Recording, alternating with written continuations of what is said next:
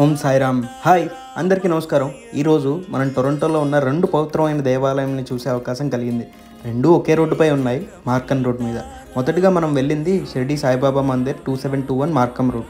ఈ మందిరంలో ఒక శాంతమైన వాతావరణం ఉంటుంది. సాయిబాబా వారిని చూసిన వెంటనే మనస్సు నిశ్చలంగా మారిపోతుంది. ఇక్కడ ప్రతి గురువారం భక్తులు పెద్ద సంఖ్యలో వస్తారు. అర్చనలు, ఆరతులు భక్తిభావంతో జరుగుతాయి. ఇక్కడ కేవలం దేవుణ్ణి దర్శించడమే కాదు, సాంస్కృతిక కార్యక్రమాలు, యూత్ వర్క్షాప్స్ కూడా జరుగుతాయి. మరి ఇంకో దేవాలయం ఏమో Canada Shri Shanmuganatha Swami Hindu temple and Hanuman 2761 Markham road unit 30 Scarborough.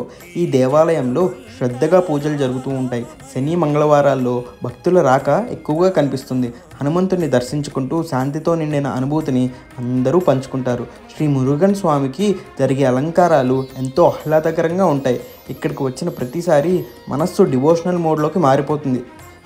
ఇంకొన్ని మనస్సు తాకే ఆలయాల పరిచయాలతో